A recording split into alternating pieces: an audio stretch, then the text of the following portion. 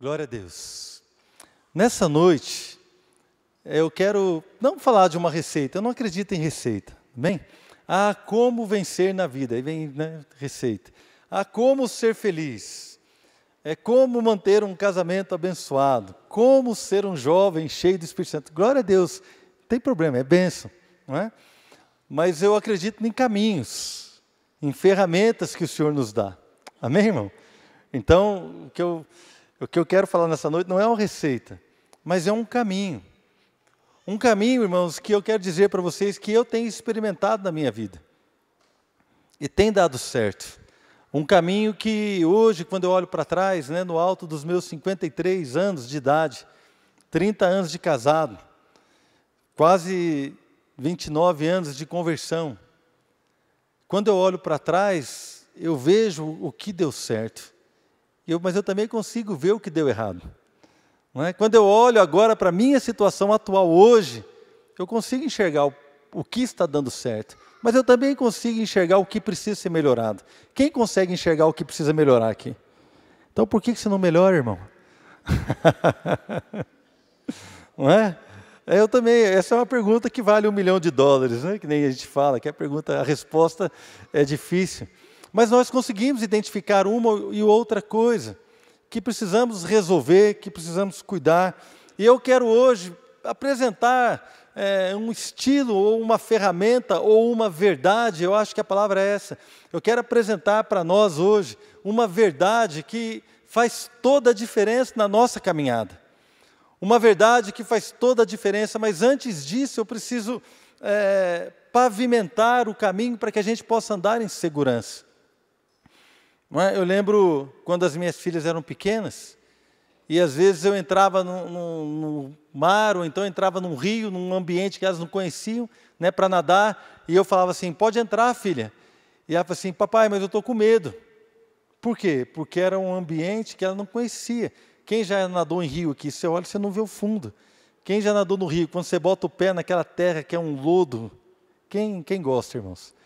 Né? Que você bota o pé vai afundando. Então, eu também, né? É aquela situação que você desconhece, que causa um desconforto. Mas como eu estava ali, eu falava assim, pode entrar, filha, que o papai te segura. Aí o que elas faziam? Elas entravam. Por quê? Porque tinham segurança de que o pai que as ama estava ali dentro para cuidar delas. Amém, irmãos? O que eu quero dizer hoje, que eu quero levar você por um caminho que é um caminho, por alguns momentos, difícil de entrar. É um caminho que nós não sabemos o que vai acontecer. É um caminho que às vezes nos dá temor, porque as situações ou as angústias, elas se tornam obstáculos para que a gente possa entrar por ele. Mas eu quero pavimentar para que eu e você possamos entrar em segurança. Amém? Então eu quero falar sobre algumas verdades que precisam estar claras no meu coração. Eu quero falar verdades que precisam estar solidificadas no meu coração, precisam estar firmes. Eu preciso ter certeza disso. A primeira coisa que eu quero dizer nessa noite para você é que Deus te ama. Essa é uma verdade, querido. Deus te ama. E Deus te ama não por aquilo que você faz. Deus não te ama por aquilo que você deixa de fazer. Deus nos ama, irmãos. Deus ama o homem. Deus amou o mundo de tal maneira que Ele deu o seu Filho. A Bíblia diz que o amor de Deus, ele é provado por nós. Deus provou o seu amor por nós, tendo Cristo morrido por nós, quando nós éramos o quê, irmãos? Pecadores. Romanos 5 diz isso. Deus prova o seu amor para conosco, tendo Cristo morrido por nós, sendo nós ainda pecadores. Ou seja, Deus nos amou quando nós estávamos lá no pecado. Deus nos amou quando nós estávamos no erro. Deus nos amou quando nós estávamos na idolatria. Deus nos amou quando nós estávamos no adultério. Deus nos amou quando nós estávamos na mentira, no engano, perdido, na pior situação que você possa imaginar. Deus nos amou naquele momento. O apóstolo Paulo, ele fala, olha, eu que persegui a igreja, eu que maltratei cristãos, eu que fui totalmente terrível na minha vida, eu obtive perdão para ser exemplo, modelo, para que todos possam acreditar que também podem receber o perdão. Então o amor de Deus está sobre a sua vida. Amém, querido? Isso é importante demais. Por quê? Porque quando você sabe que Deus te ama, você confia nele. Quando você sabe que Deus te ama, você confia naquilo que Ele diz para você fazer. Segunda coisa, segunda verdade que eu gostaria que estivesse bem firme no teu coração. Deus é bom. Deus é bom. Irmãos, quando nós olhamos dessa forma, como a gente orou aqui pela família, que infelizmente sofreu uma tragédia hoje, parece que Deus deixou de ser bom naquele momento, mas na verdade, que Deus é bom em todo o tempo. Porque mesmo na morte, se você estiver firme com o Senhor e tiver Jesus Cristo como seu Salvador, mesmo na nossa morte, nós vamos ser levados em segurança até a glória, amém? Ele vai nos receber lá na glória. Então Deus é bom, querido, e Deus, Ele mantém a sua bondade. Por exemplo, lá em Mateus, Jesus disse que o Pai, Deus é tão bom que o Pai faz nascer o sol sobre maus e sobre bons. Ele faz vir a chuva sobre justos e injustos. Então a bondade de Deus enche a terra, querido. O salmista diz, a bondade de Deus está sobre a terra. Você pode ver a bondade de Deus em todas as coisas, na criação, no cuidado de um pai por um filho, no cuidado de uma mãe, num cuidado de um marido com uma esposa, nos familiares. Nós vemos a bondade de Deus sendo revelada e sendo refletida em várias e várias situações. Deus é bom. O que Deus tem planejado para a sua vida é coisa boa, irmãos. O Senhor um dia falou assim para o povo de Israel, eu é que sei os planos que tem a vosso respeito, diz o Senhor. Planos do que, irmãos? Vocês sabem. Planos de bem e não de mal. Planos de bem. Para que vocês possam ter um futuro e uma esperança. Eu é que sei os planos que eu tenho para vocês. Davi fez a seguinte oração, Senhor, sonda o meu coração, vê se tem em mim algum caminho mau e me leva pelos seus caminhos. Por quê? Porque o caminho de Deus é bom para nós, irmãos. A vontade de Deus é boa. Isaías diz assim, Deus falando através do profeta, se vocês tivessem me ouvido, diz o Senhor, seria a sua paz como um rio. Irmãos, imagina aquele rio gostoso que você senta assim, fica aquela aguinha passando, bonita assim, é bonito, né, irmãos? Aquela paz. Por isso que o pessoal gosta de pescar, né? Fala, está nervoso, vai pescar, porque o cara senta na beira da água, o cara fica lá. Se o cara tem que ficar em paz, se o cara ficar mais nervoso, quem que fica nervoso quando pesca aqui? Deixa eu ver. Você está precisando de oração, irmão. Porque o remédio para o nervosismo é você ir pescar, né? Eu acho que não funciona, eu entendo. Vocês que ficam nervosos quando pescam, eu entendo. Não funciona tão bem assim. Mas seria a tua paz como um rio, aquela água tranquila passando devagar. Porque Deus, que Ele tem planos bons para nós. Deus te ama. Amém? Primeira coisa. Dos muitos atributos de Deus, eu separei 4. Para pavimentar aquilo que eu quero falar nessa noite. Primeira coisa, Deus te ama. Ama muito. Segunda coisa, Deus é bom, irmãos. Deus é bom. Os planos que Ele tem para você são bons planos. Amém? São bons planos. São tão bons que a Bíblia fala assim, lá em 1 Coríntios, a Bíblia fala, ouvidos nunca ouviram, né?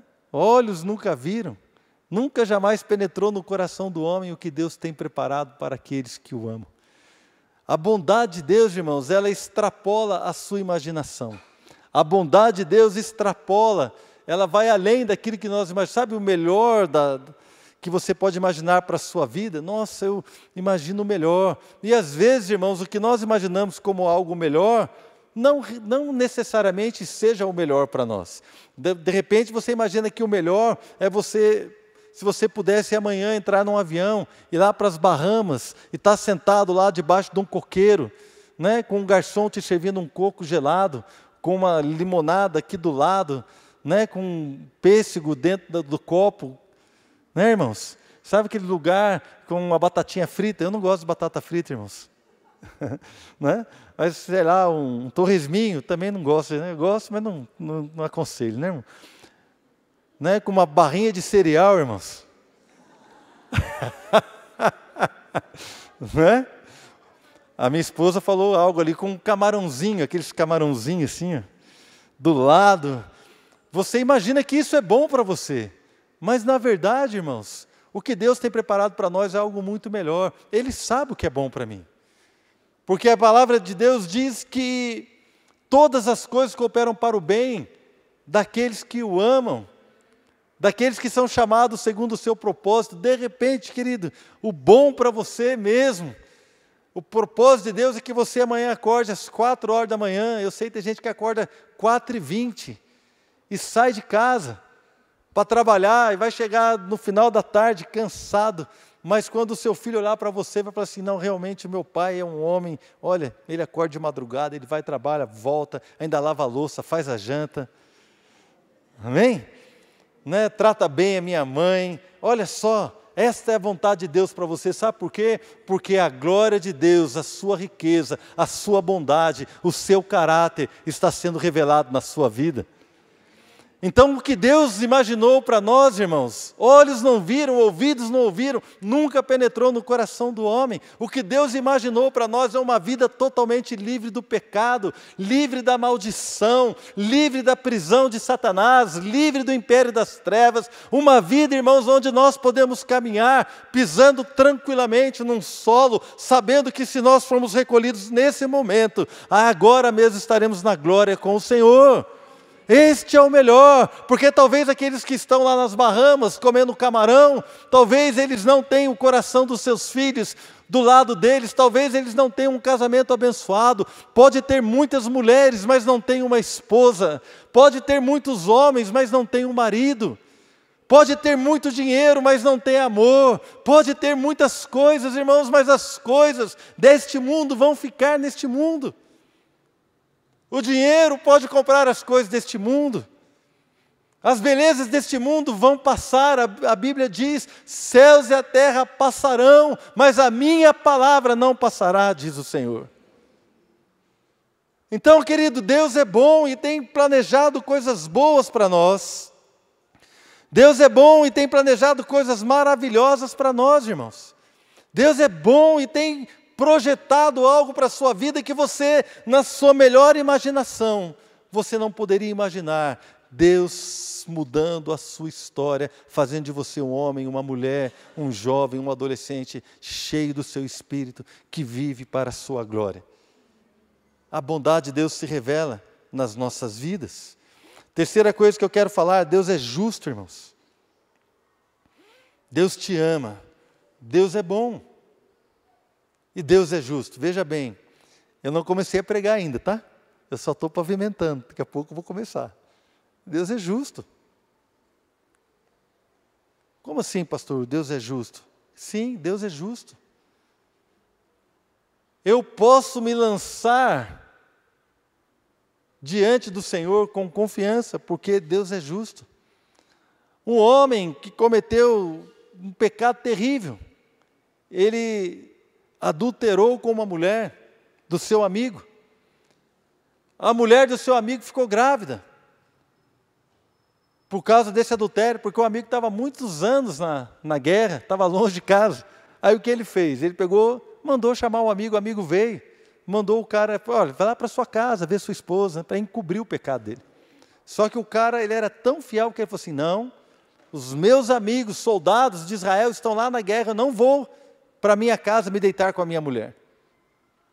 Então, este homem, que vocês sabem é o rei Davi, ele embebedou o cara. Ele deu um jeito de embriagar o amigo dele, que era um soldado. Quando nós vamos ler a palavra, diz que Urias, que é o nome deste homem que foi traído pelo rei, Urias era um dos valentes de Davi. Urias foi embriagado pelo rei, mas mesmo assim ele deitou ali na porta do palácio e não foi para a casa dele. Então o rei escreveu um recado de morte para Joabe, que era o capitão do exército. Falou assim, olha, deu para Urias, falou assim, dá esse recado aqui lá para o capitão. E Urias estava levando um recado que estava escrito assim, quando Urias chegar, põe ele na frente da batalha, onde ele possa morrer. Então ele levou a sentença de morte no bolso, não leu o bilhete, porque ele era um homem fiel. E ele foi lá e entregou o bilhete para Joabe, e Joabe botou ele na frente do lugar para morrer mesmo, e ele morreu. E Davi foi confrontado depois por um profeta. E ele escreve o Salmo 51. E quando ele escreve o Salmo 51, ele fala assim: Senhor, o Senhor é justo ao me julgar. Ele fala isso. O Senhor é tido por justo. Se o Senhor quiser me condenar, o Senhor pode, porque o Senhor é tido por justo para isso. Davi entendeu isso. E ele se colocou diante da justiça de Deus como alguém que não tinha o que fazer. Querido, sabe o que eu e você vamos poder falar diante de Deus no dia do julgamento? Quem sabe?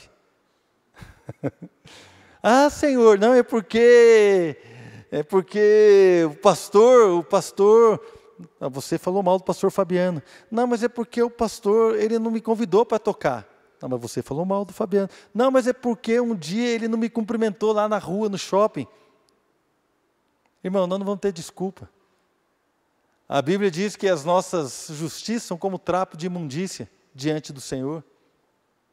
Não vamos ter desculpa. Deus é justo e nós precisamos acreditar que o juízo de Deus é reto e verdadeiro. Eu queria que você fizesse um exercício aqui. Imagine uma pessoa que julgue com retidão. Imagina um juiz que julga com retidão, sem segundas intenções, sem intenções políticas, sem intenções financeiras, apenas conforme a verdade, a justiça.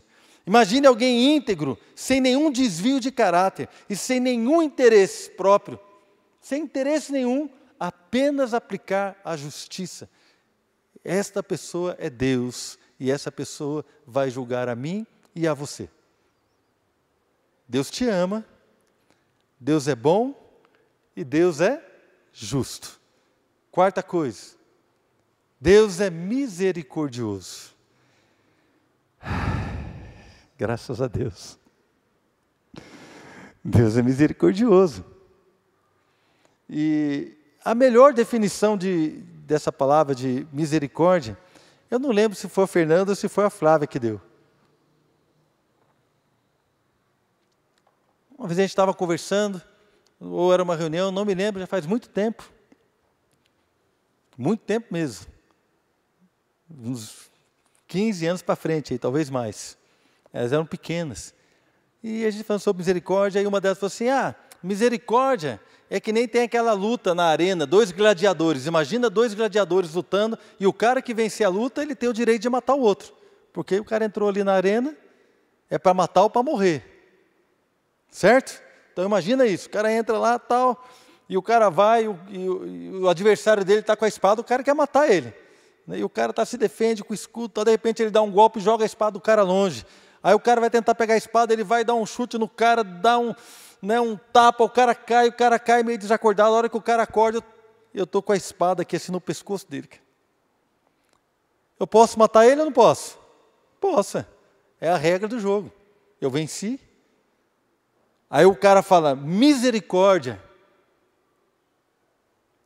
Aí, misericórdia é você não exercer o direito de matar a pessoa que você venceu. E eu não mato essa pessoa. Por quê? Porque eu estou exercendo misericórdia.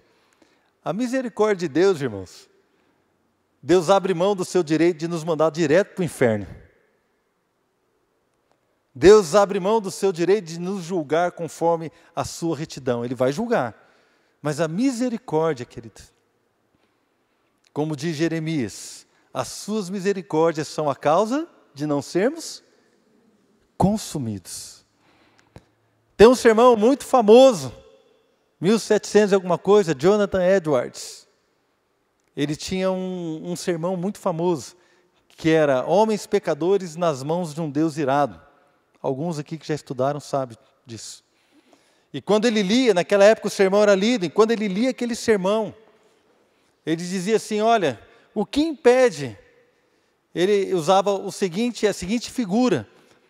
O pecador é que nem uma aranha sustentada por uma teia bem fininha. Sabe quando você pega na teia da aranha, a aranha fica pendurada na teia assim? Uma teia bem fininha em cima da fogueira, porque era corriqueiro onde eles moravam, né? Na Inglaterra, ele era assim, então ele pegava aquela aranha e jogava na fogueira, mas ficava sustentando ela pela teia, pendurada assim, a fogueira embaixo. E ele falava assim, o homem pecador é igual a essa aranha, A hora que Deus soltar a teia, vai cair no fogo. Essa é a figura que ele usava, a imagem. E ele apresentava também as misericórdias do Senhor, mas enquanto ele estava apresentando essa situação do homem, de pecado, de erro, de engano, irmãos, nesse momento, a história diz que as pessoas começavam a gritar desesperadas, as pessoas tinham a impressão de que o chão se abria debaixo dos seus pés. Então elas seguravam nas colunas, imagina aquelas igrejas com colunas, elas agarravam na coluna e começavam a gritar, clamando por misericórdia de Deus. Foi um avivamento tremendo, muitas e muitas pessoas se converteram.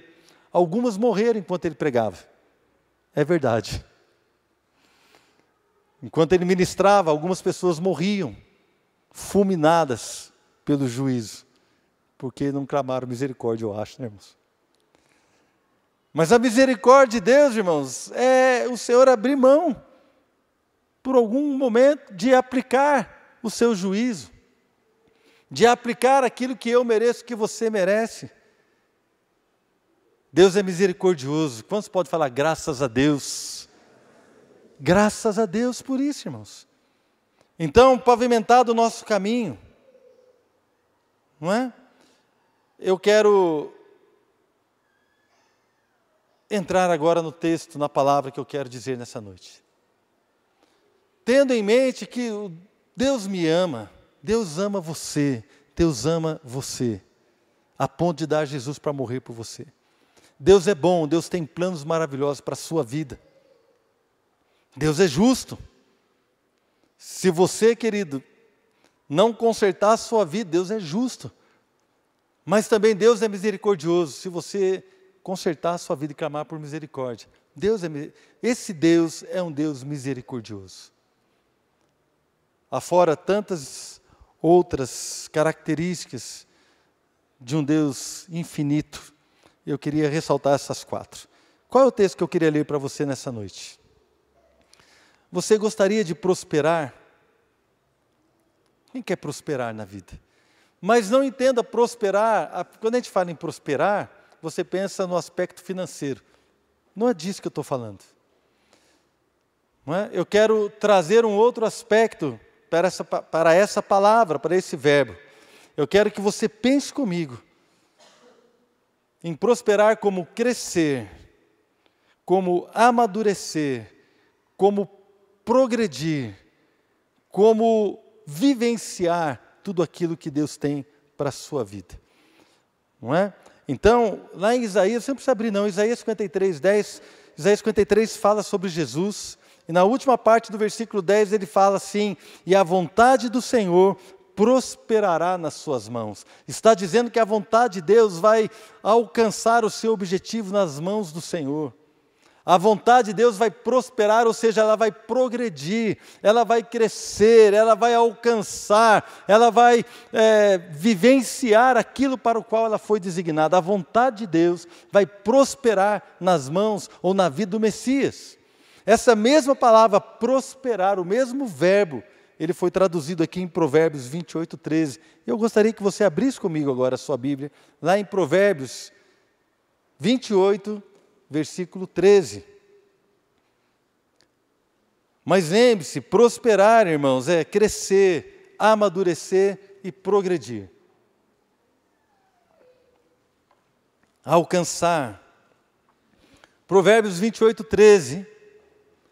Vamos ler aqui a palavra do Senhor. Diz assim: o que encobre as suas transgressões jamais prosperará, jamais crescerá, jamais amadurecerá, jamais progredirá. Mas o que as confessa e deixa, alcançará a misericórdia.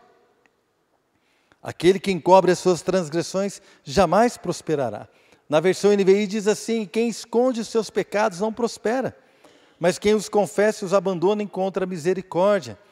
Então, irmãos, nós estamos aqui andando por um caminho onde nós já entendemos que Deus me ama, que Deus é bom, que Deus é justo e misericordioso. Então agora, a partir desse momento, as coisas que eu vou estar falando, elas têm que ser entendidas nesse princípio do amor de Deus, da bondade, da justiça e da sua misericórdia, de nós entendermos que o melhor para nós é caminharmos de uma forma onde a misericórdia de Deus vai ser ativada sobre nós. Então, quando eu olho esse versículo, eu vejo duas verdades. A primeira verdade está aqui: aquele que encobre as suas transgressões jamais prosperará.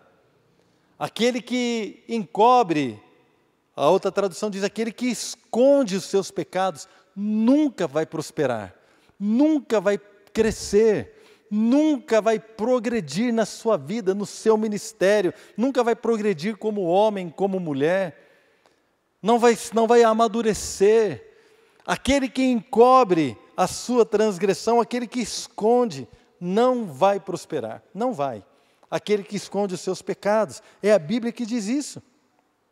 Essa é a primeira verdade. Esconder e viver no pecado nos impede de prosperar, de crescer na nossa vida.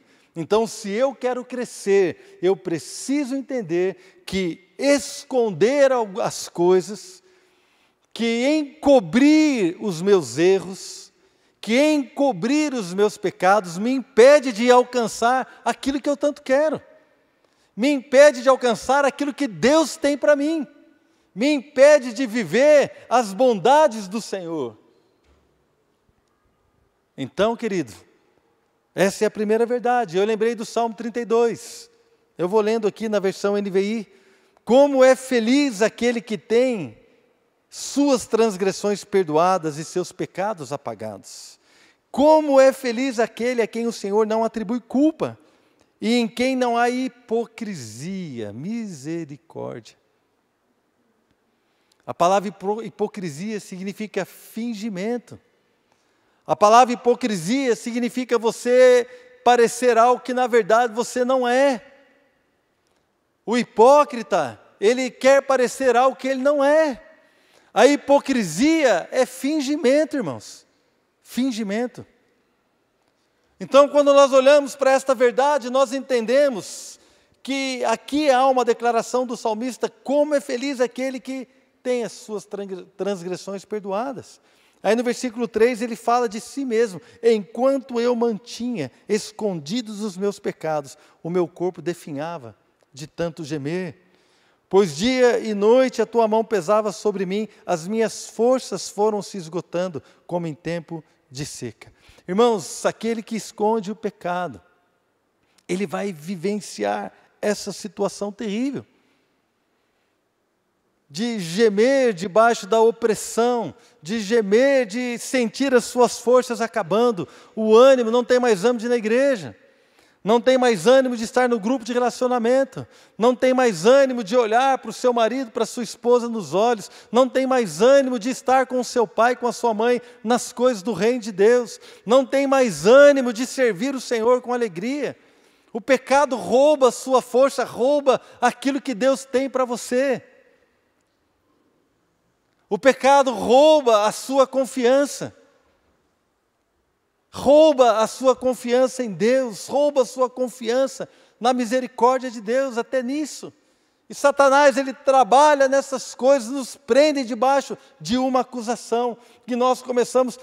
Eu queria entender algo, se eu pudesse conversar com esse rapaz que escreveu esse salmo, eu gostaria de entender algo. Fala assim, porque se você fala como é feliz aquele que tem sua transgressão perdoada, no versículo 3 ele diz: enquanto eu mantinha escondidos os meus pecados, o meu corpo definhava. Eu gostaria de perguntar para ele: sim, meu querido, por que você não confessou logo? Não é verdade? Quem concorda comigo? Por que não falou logo então? É porque nós começamos a entrar num terreno pedregoso, começamos a entrar num terreno que nós talvez vamos desconhecer aquilo que vai acontecer.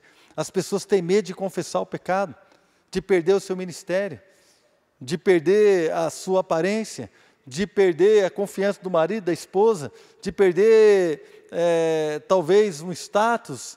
As pessoas têm medo de confessar para Deus, têm vergonha de Deus. Irmãos, quantas vezes eu tive vergonha de Deus, de falar para Ele sobre meus erros, sobre meus pecados. Irmãos, teve pecado que eu confessei com o rosto aqui entre as minhas pernas, não tinha nem coragem de olhar para o alto, de vergonha. Mas, meu irmão, eu quero dizer algo para você.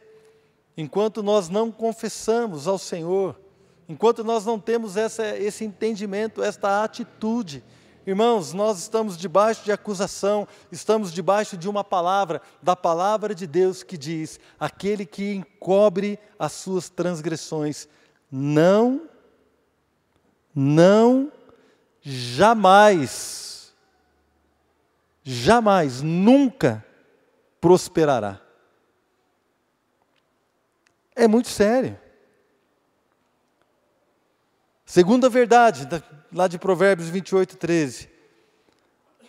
O que encobre as suas transgressões jamais prosperará, mas o que as confessa e deixa alcançará misericórdia. Então, eu quero falar da segunda verdade. A segunda verdade é que existe uma ferramenta, existe um passo que ativa a misericórdia de Deus sobre a minha vida. Glória a Deus, irmãos. Mas esse passo, você tem que dar. Esse passo, eu tenho que dar. Esse passo não é dado ouvindo a pregação. Esse passo não é dado tendo uma doutrina correta. Esse passo não é dado ouvindo louvores. Esse passo não é dado estando na igreja, trabalhando na igreja, fazendo todas as coisas que me chamam para fazer. Esse passo é dado da seguinte forma: confessando. É a única maneira que nós podemos ativar a misericórdia. Vamos continuar no Salmo 32, versículo 5. Eu estava lendo o Salmo 32, parei no verso 4. Vamos continuar do versículo 5. Ele diz assim: então reconheci diante de ti o meu pecado, e não encobri as minhas culpas. Eu disse: confessarei as minhas transgressões ao Senhor, e tu perdoaste a culpa do meu pecado. Verso 6, portanto, que todos os que são fiéis orem a ti, enquanto podes ser encontrado. Quando as muitas águas se levantarem, elas não os atingirão. Irmãos, que coisa maravilhosa, a vontade de Deus, o plano bondoso de Deus é anular os nossos pecados. É maravilhoso, irmãos. Por quê? Porque o perdão nos dá uma nova chance. Querido, o perdão de Deus dá para você uma nova chance, para você acertar. O perdão de Deus pega aquela folha tudo rabiscada, imagina uma folha A4, toda rabiscada, toda bagunçada, que você não pode escrever, não pode desenhar, não pode fazer nada, não tem nenhum proveito. Aquilo ali não serve para nada, a não ser ser amassado e jogado no lixo. Mas o perdão de Deus é como se você passasse por um processo de reciclagem e aquela folha ao maço A4, branquinha, se tornasse branca de novo. Para que você possa construir uma nova história diante do Senhor. Isso é o perdão de Deus. Mas o que ativa a misericórdia é a confissão, o arrependimento. Diz que aquele que confessa e deixa as suas transgressões alcançará misericórdia. Irmãos, alcançará misericórdia. É a mesma coisa que o Senhor está dizendo para nós. Pode vir. Eu lembro da cena de eu ali naquele rio, que as minhas filhas não enxergavam fundo. Pai, posso pisar? Pode vir, filha, porque o papai está aqui. Pode vir. Talvez é um terreno que você não saiba, que você tem medo, que você tem desconfiança do que possa acontecer. Mas o Pai está ali te chamando para uma vida de confissão, te chamando para uma vida de arrependimento, te chamando para uma vida, querido, de sinceridade, te chamando para uma vida aberta diante dEle, até porque Ele já conhece todas as coisas, nos chamando, querido, para entrar nas águas, onde nós seremos abençoados. Abençoados. Irmãos, no Novo Testamento, lá em 1 João, capítulo 1, versículo 9, o apóstolo João traz uma verdade maravilhosa. Ele traz uma verdade, querido, que é algo maravilhoso. Porque nós pensamos em confessar os nossos pecados e pensamos em ser perdoados. Glória a Deus pelo seu perdão. Que bênção que o Senhor me perdoa. E a gente fica feliz por isso. Mas há uma verdade, querido, que não para no perdão. Há uma verdade em Deus que nos leva além do momento do perdão de Deus. Há uma verdade no Senhor, querido, que leva você além para viver coisas maravilhosas que eu e você nunca imaginamos. Que o diabo, ele não tem como anular essa verdade na sua vida. Olha só o que diz aí em 1 João capítulo 1, verso 9. Se confessarmos os nossos pecados, Ele é fiel e justo para nos perdoar os pecados. Até aí, glória a Deus, Ele é fiel e justo e vai nos perdoar, mas também para nos purificar de toda injustiça. Irmãos, o perdão já é maravilhoso, mas a purificação, limpar, outra tradução diz para limpar de toda a maldade, para limpar de todo o mal que eu pratiquei, para me purificar, para me fazer um novo homem, para fazer de você uma nova pessoa, para fazer de você uma nova criatura, para fazer de você alguém totalmente limpo, purificado. Purificado, sabe por quê? Porque você exerceu a confissão diante do Senhor. Irmãos, mas de repente existem situações, irmãos.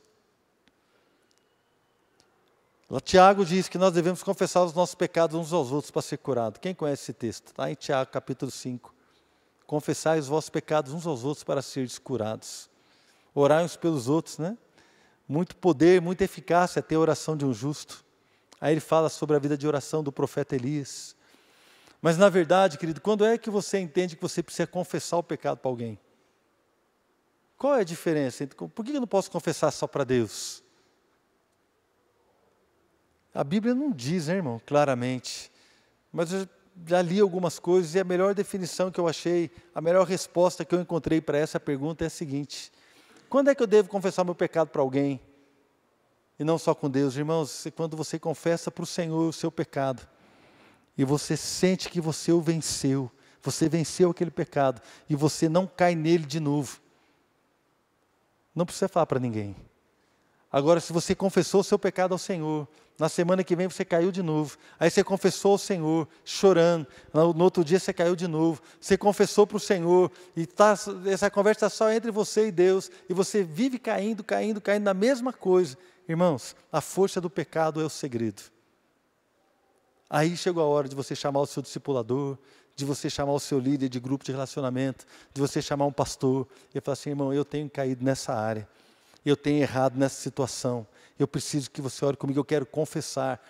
Você precisa sentir, irmãos, que alguém está do seu lado lutando com você.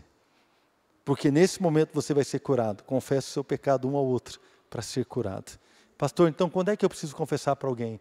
É quando você está atravessando uma luta que você não vence. Confesse para alguém. Você vai ver que o pecado vai perder a força sobre a sua vida. Irmãos, ser purificado do pecado, isso é algo maravilhoso, só Deus pode fazer.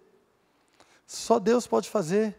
Agora, irmãos, você precisa experimentar essas verdades. Você precisa vivê-las. Eu li num livro uma vez, eu até peguei o livro de novo para tentar achar, mas é um livro grande, irmãos, eu não lembro, faz muito tempo que eu li, muito tempo mesmo, mais de 10 anos.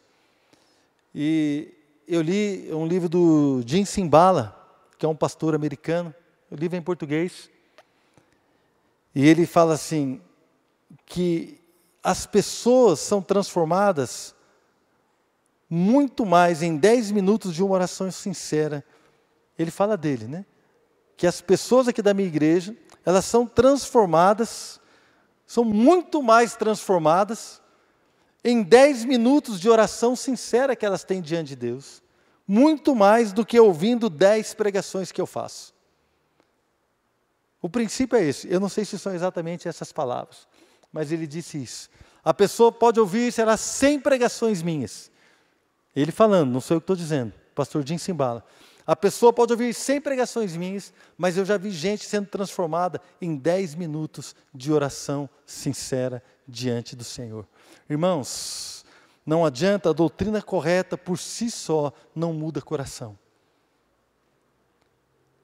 A doutrina correta por si só não muda corações. ela não transforma a sua vida. Você ouvir o evangelho correto, você ouvir uma boa pregação, você ouvir uma pregação doutrinariamente correta, só isso não transforma o seu coração. O que transforma o meu coração, o que transforma o seu coração, querido, é quando você aplica estas verdades à sua vida. O que transforma o coração de um homem, de uma mulher, é quando nós aplicamos as verdades da palavra à nossa vida. Irmãos, então o que é que vai transformar a minha vida e a sua vida hoje? É que nós precisamos nos arrepender. Nós precisamos buscar a Deus. Querido, nós precisamos ter a nossa vida impactada com esta verdade de que jamais vamos prosperar, de que jamais vamos crescer, de que jamais vamos nos amadurecer, de que jamais a vontade de Deus prosperará na nossa vida, de que nunca, nunca vamos alcançar tudo aquilo que Deus tem preparado para nós, se nós ficarmos escondendo pecado, irmãos, se ficarmos justificando o nosso pecado, se ficarmos dando desculpas. Se eu maltrato a Adriana e eu chego na minha casa, a Adriana fala para mim assim: nossa, Marcelo, você me maltratou hoje, você foi grosso. Eu falei assim: também, você viu o jeito que você falou comigo? Irmãos, quando nós justificamos o nosso pecado, nós estamos escondendo a transgressão. Querido, creia que eu e você jamais vamos prosperar se nós continuarmos a agir dessa maneira. Essa palavra parece que, nossa, deve ter alguém em pecado na igreja, o pastor está pregando assim, não é? Irmãos, essa é uma palavra que das coisas mínimas, as coisas grandes, nós precisamos confessar diante do Senhor. As coisas mínimas do dia a dia, situações que nós vivemos, situações que mostram o nosso coração, situações que provam o nosso caráter, situações que mostram como nós estamos errados, que trazem para fora, trazem para fora aquilo que está aqui dentro. A mágoa, a ira, o rancor, o julgamento, a maledicência, a murmuração. Irmãos, essas coisas são pecado. Enquanto nós continuarmos convivendo com elas como se nada estivesse acontecendo, nós não vamos ser transformados. Mas se nós entendermos que o Senhor tem para nós algo diferente, e esse princípio começar a ser aplicado nas nossas vidas, irmãos, eu tenho certeza que a sua vida vai ser impactada, a sua vida vai ser impactada, a sua família vai ser impactada, os seus relacionamentos vão ser impactados, as suas finanças serão impactadas positivamente, irmão, o seu ministério vai ser impactado. Não tenha medo de confessar o seu pecado diante do Senhor. Não tenha medo de abrir a sua vida para alguém, se for necessário. Não tenha medo, querido. Não tenha medo, sabe por quê? Porque aquele que abre o seu pecado, aquele que mostra, vai alcançar a misericórdia. Deus é misericordioso. Ele tem todo o direito de nos julgar. Mas Deus é misericordioso. Ele não vai aplicar o seu juízo se nós confessarmos.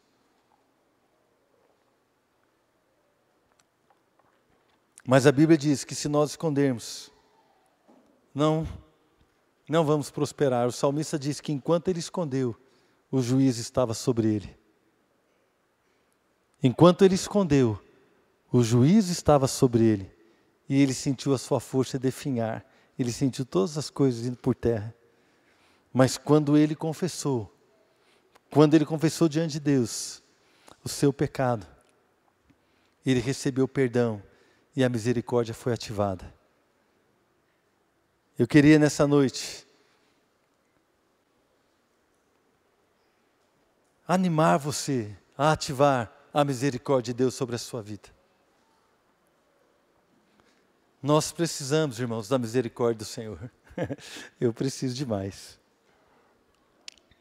Nós precisamos, irmãos, da misericórdia do Senhor sobre nós. Precisamos. Vamos parar de dar desculpa. Vamos parar de culpar o outro. Vamos estar diante do Senhor. Nessa noite mesmo. Vamos começar agora. Eu quero te dar a oportunidade, querido. quer te dar a oportunidade de falar para o Senhor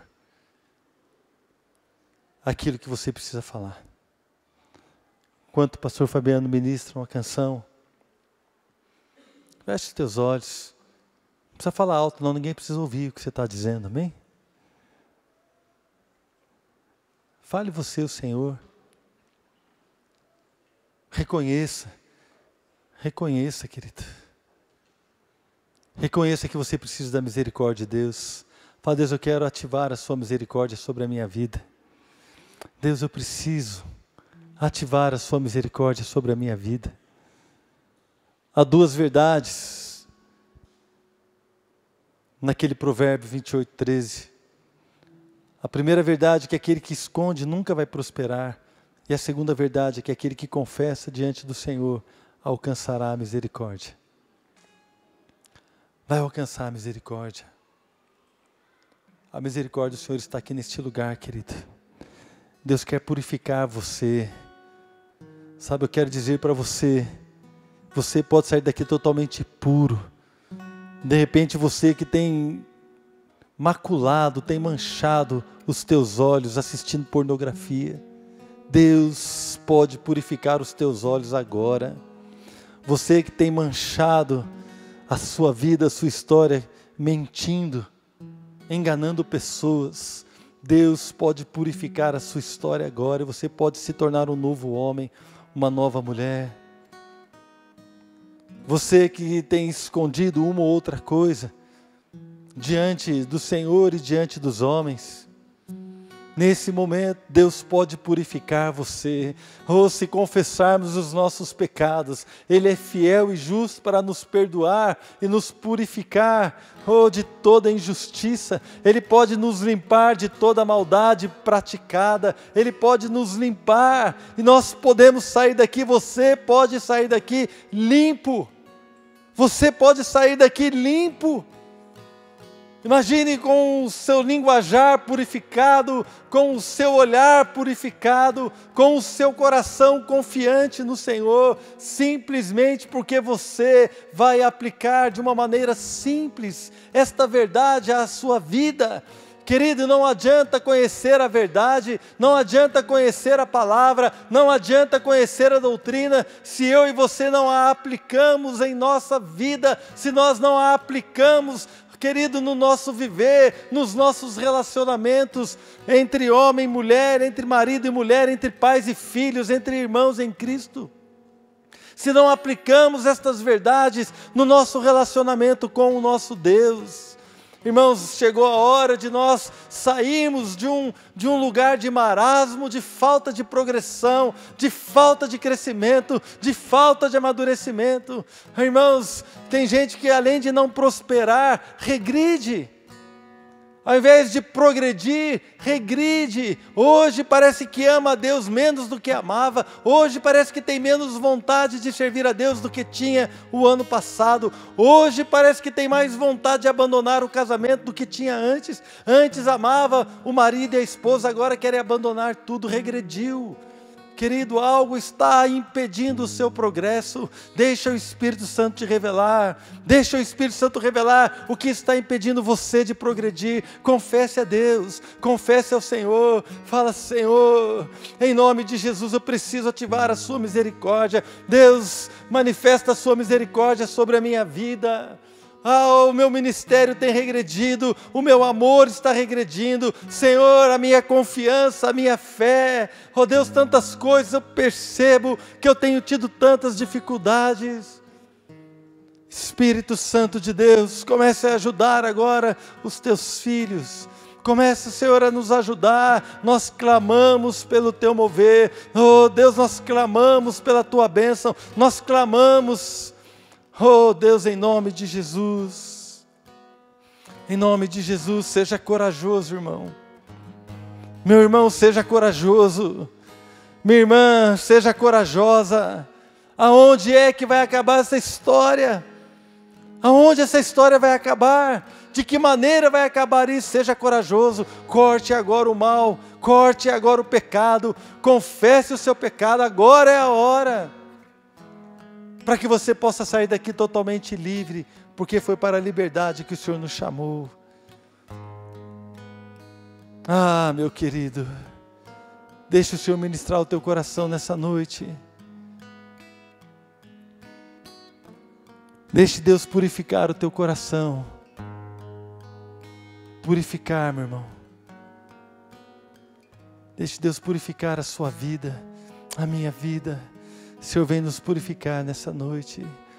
Davi entendeu isso no mesmo salmo que ele falou: Senhor, o Senhor é tido por justo quando me julga, o Senhor está certo. Nesse mesmo salmo ele falou assim: olha, mas se o Senhor me purificar com ensopo, ainda que o meu pecado seja como a escarlate, né? Eu ficarei mais alvo do que a neve. Se o Senhor me purificar com ensopo, ficarei mais alvo do que a neve. Ficarei mais branco do que a brancura da neve. Se o Senhor tão somente me purificar, se o Senhor me limpar, ainda que os meus pecados sejam terríveis, mas a palavra final está com o Senhor. Nas tuas mãos está o poder para me perdoar, nas tuas mãos está o poder para me purificar. É um processo espiritual, é um processo sobrenatural, é algo que Deus faz aí dentro do teu coração, é algo que Deus tem poder para fazer, ainda que o diabo diga não, ainda que Satanás diga não, você não pode, isso não vai acontecer. Na verdade, querido, Satanás não entende isso, porque ele já está julgado, e ele está simplesmente aguardando o dia que vai ser lançado no lago de fogo. Mas para você há esperança, para você ainda há esperança de buscar um Deus de misericórdia, de buscar um Deus misericordioso, de experimentar a purificação e sair daqui totalmente puro, novamente diante do Senhor. O Senhor Jesus morreu para que você pudesse ser purificado. O castigo que nos traz a paz estava sobre Ele.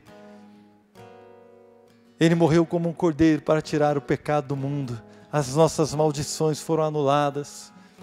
Mas há um passo que você precisa fazer. Você precisa ter uma vida de confissão diante do Senhor. Confissão, arrependimento e abandono do pecado, para que a misericórdia seja ativada e o juízo de Deus não esteja sobre nós, para você viver tudo aquilo que Deus tem. Quero convidar você a ficar de pé nessa noite.